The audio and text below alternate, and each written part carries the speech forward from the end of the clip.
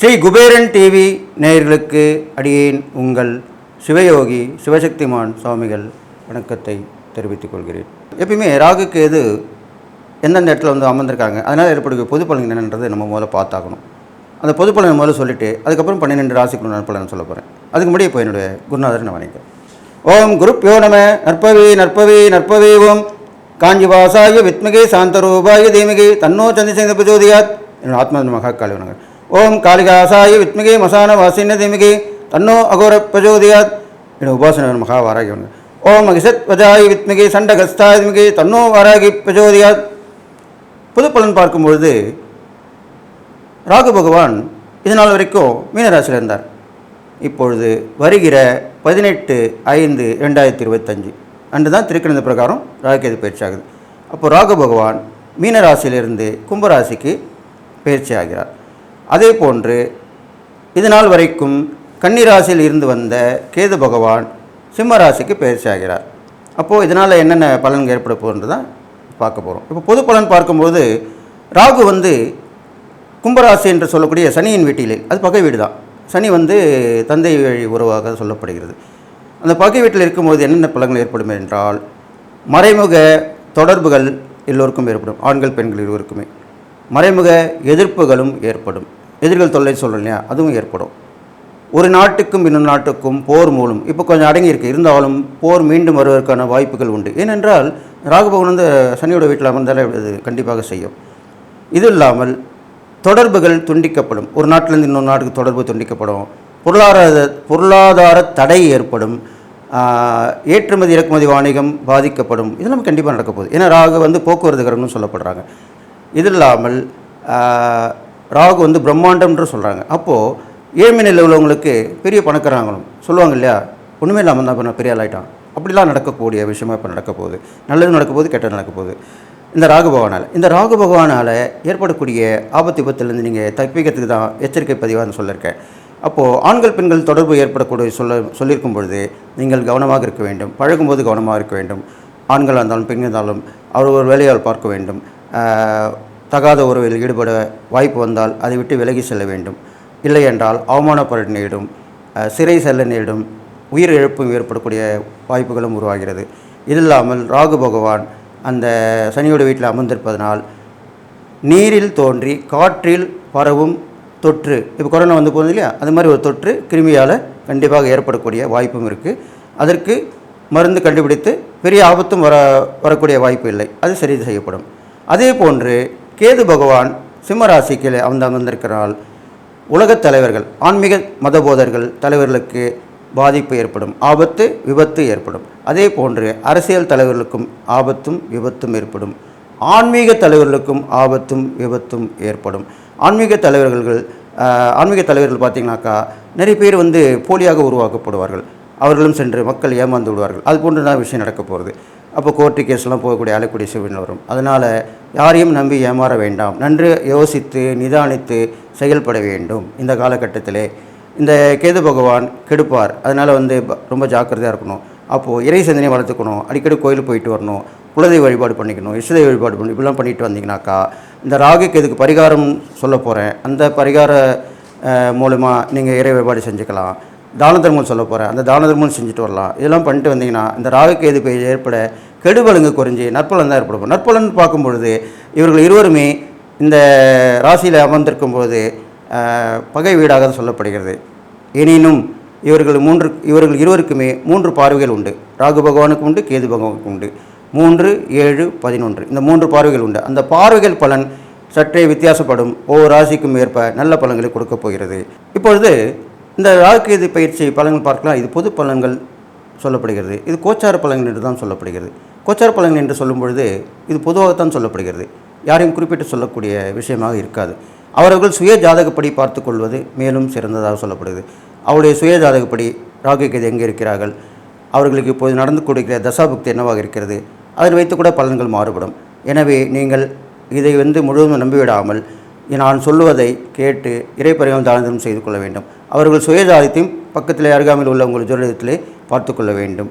அடியேனும் பார்க்க விரும்பினால் கீழே இருக்கும் அந்த தொலைபேசியை நீங்கள் தொடர்பு கொண்டு பார்த்து தெரிந்து கொள்ளலாம். இவ்வாறாக இந்த ராகுகேது பேச்சு பலன்களை நீங்கள் பார்த்து தெரிந்து தெளிவான முடிவெடுத்து அடியேன் சொல்லக்கூடிய பரிகாரங்களும் தான தர்மம் செய்து வந்தீர்களானால் நீங்கள் இந்த ராகுகேது பேச்சிலிருந்து விடுபட்டு நல்வாழ்வு வாழப்போகிறீர்கள் என்று சொல்லி இப்போது 12 ராசிக்குள்ளான பலன்களை பார்ப்போம். தனுசு ராசி நேயர்களே, 12 ராசிகளுக்கு உண்டான ராகுகேது பேச்சு பலன் சொல்கிறேன். அந்த வகையில் இப்போது தனுசு ராசிக்காரன் சொல்கிறேன். தனுசு ராசிக்காரர்கள் பார்த்தீங்கன்னாக்கா உங்கள் ராசிக்கு 3ஆம் இடத்துல ராகு பயிற்சி ஆகிருக்கார். அதே மாதிரி 9ஆம் இடத்துல கேது பயிற்சி ஆகிருக்கார். 3ஆம் இடத்தில் வந்த ராகு அசட்டு தைரியம், அசட்டு துணிச்சல், திடீர்னு ஒரு தைரியமாக பண்ணுறது, செயல் பண்ணுறது, அவசரப்பட்டு செய்கிறது, ஆத்திரப்பட்டு செய்கிறது எல்லாமே கொண்டு பண்ணுவார். அதிலே கொஞ்சம் கவனம் இருக்கணும். அப்போ தான் நல்லது நடக்கும். நீங்கள் எதுவுமே ஆத்திரப்பட்டு அவசரப்பட்டு செஞ்சால் இதுமாதிரி நல்லபடியாக முடியாது. இளைய சகோதர உதவிகள் ஒத்தாசைகள் கிடைக்கும். அது கண்டிப்பாக நடக்கும். அது இல்லாமல் பயணங்களில் போகும்போது கவனமாக இருக்கணும். நீங்கள் வண்டியில் போனாலும் சரி, நீங்கள் வண்டியை ஓட்டிகிட்டு போனாலும் சரி, வேறு யாரோடாவது நீங்கள் பயணம் ஏறி அவங்க கூட போனாலும் சரி, ரொம்ப விழிப்புணர்வோடு இருக்கணும். தற்காத்து கொள்ள வேண்டும். இறை சிந்தனையோடு இருக்க வேண்டும். அப்படியே வெளியே போகிறதா கோயிலில் போயிட்டு உங்களுக்கு பிடிச்ச கோயிலில் போய் நின்று சாமி கும்பிட்டு போகலாம். குலதெய்வத்தை நினச்சி போகலாம், இஷ்டதெய்வ வழிபாடு நினச்சிட்டு போகலாம். இதெல்லாம் சிம்பிளான விஷயம் தான். இதெல்லாம் பண்ணாலே உங்களுக்கு பெருசாக வரப்போகிறது சிறுசாகி உங்களை காப்பாற்றப்படுவீர்கள். அது இல்லாமல் இந்த ராகு பகவான் 3ஆம் இடத்துல இருக்கிறனால உங்களுக்கு மாமனார் மாமியார் சம்மந்தப்பட்ட விஷயங்கள் கொஞ்சம் பிரச்சனைகள் வந்து நீங்கிறதுக்கு வாய்ப்பு இருக்குது. அவங்களோட கருத்து வேறுபாடு ஏற்படலாம். சிறு சிறு மனக்கசப்புகள் உண்டாகும். ஒரு பிரேக்கப் ஆகி அப்புறமா சரியாகும். இதனால் கவனமாக இருக்கணும். பேசக்கூடிய வார்த்தைகள் கவனமாக பேச வேணும். அளவோடு இருக்க வேண்டும். அது இல்லாமல் நீங்கள் செய்யக்கூடிய காரியங்கள் எல்லாமே கவனத்தோடையும் விழிப்புணர்வோடு செய்யணும். சிறு தவறு பண்ணாலுமே உங்கள் வேலை விஷயமா இருந்தாலும் சரி, தொழில் உத்தியோகம் வியாபாரத்தில் இருந்தாலும் எந்த வகையில் இருந்தாலுமே உங்களுக்கு அதனால் பாதிப்பு ஏற்படுத்த வாய்ப்பு இருக்குது. அப்போ கவனமாக இருந்து பண்ணணும். அடுத்ததாக 9ஆம் இருக்கிற கேது வந்து உங்களுக்கு ஆன்மீக ஈடுபாடு கொடுப்பார். ஆன்மீகத்தில் உள்ள தலைவர்களை பார்ப்பீங்க, ஆன்மீகத்தில் உள்ள குருமார்களை பார்ப்பீங்க, மகான்கள் தரிசனம் கிடைக்கும். நிறைய கோயிலுக்குள்ளெல்லாம் போயிட்டு வருவீங்க. அது மாதிரி அவங்களுடைய வழிகாட்டுப்படி நடக்கும்போது கண்டிப்பாக நல்லது நடக்கும். ஏற்கனவே வேண்டியிருந்தீங்கன்னா அந்த வேண்டுதல் பிரார்த்தனை எல்லாமே இப்போ நிறைவேற்றிக்கலாம். அது மாதிரி செய்யலாம். உங்களுடைய தந்தை உடல்நிலையில் கண்டிப்பாக கவனம் செலுத்தணும்.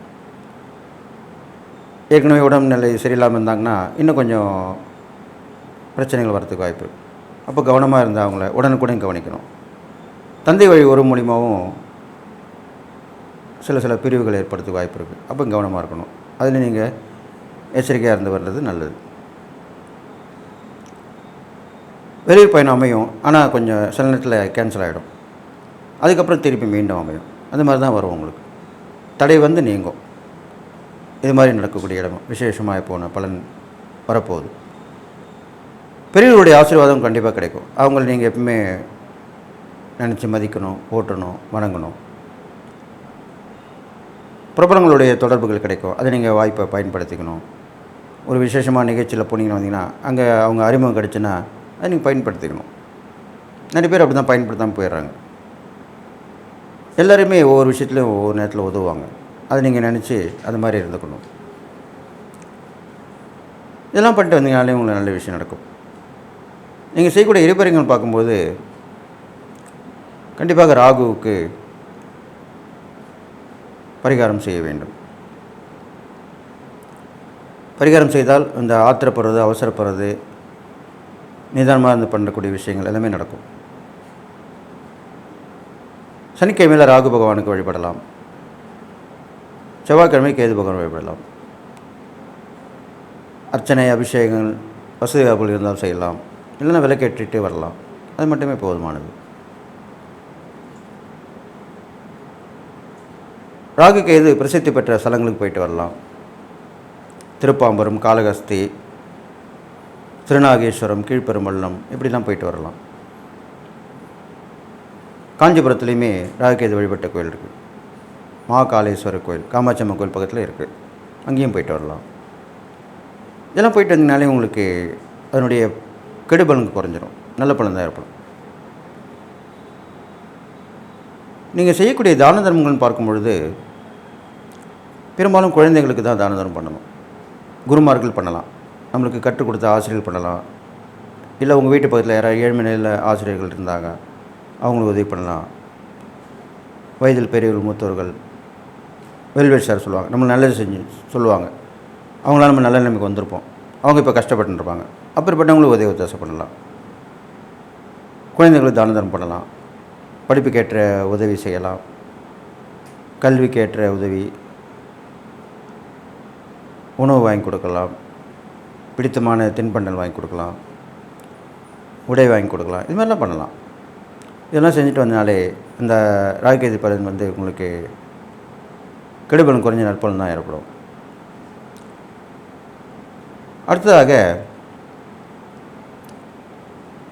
குருவின் அம்சமாக இருக்கக்கூடிய தத்தாத்திரேயர் சொல்லுவாங்க. பிரம்மா, விஷ்ணு, சிவன் இந்த 3 பேர் சேர்ந்தது தான் தத்தாத்திரேயர். அந்த தத்தாத்திரேயரை நீங்கள் வழிபட்டு வரலாம். பெரும்பாலும் பௌர்ணமியில் வழிபடுறது, வியாழக்கிழமையில் வழிபடுறது, இது மாதிரி பண்ணிட்டு வரலாம். வியாழக்கிழமையிலே உங்களுக்கு பிடித்தமான குருவை வணங்கி வழிபட்டு வருது நல்லது. பெரும்பாலும் மௌனம் இருப்பது ரொம்ப விசேஷமாக சொல்லப்பட்டிருக்கு. இது மாதிரிலாம் பண்ணிட்டு வந்தீங்கனாலே உங்களுக்கு இந்த ராகுகேது பயிற்சி பலன்கள் நல்ல பலன் தான் நடக்கும். கெடுபலன்கள் கொஞ்சம் கொஞ்சமாக குறைய ஆரம்பிச்சிடும். ராகு 3ஆம் இடத்துல இருக்கிறது ஒரு நல்ல ஒரு இடமாக தான் சொல்லப்படுது. கேது 9ஆம் இடத்துல இருக்கிறதுனால கொஞ்சம் கவனமாக இருக்கணும். பெரிய மனுஷங்கள் தொடர்பு, பிரபலமான தொடர்பு அப்படி கிடைக்கும்போது அவங்க ஏற்ற மாதிரி நடந்துக்கணும். நம்மளை இல்லாத மூலம் சொல்லுவாங்க, அதுக்கு இடம் கொடுக்கக்கூடாது, கவனமாக இருக்கணும்.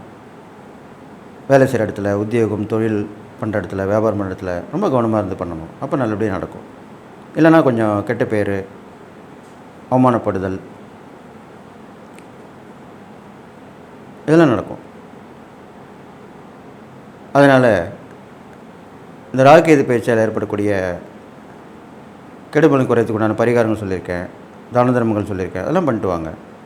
கண்டிப்பாக அதுலேருந்து வெளியே வந்துடுவீங்கன்னு சொல்லி, நீங்கள் எல்லா நலமும் பெற்று வாழ்வீங்கன்னு சொல்லி வாழ்த்தி விடைபெறுகிறேன். நன்றி, வணக்கம்.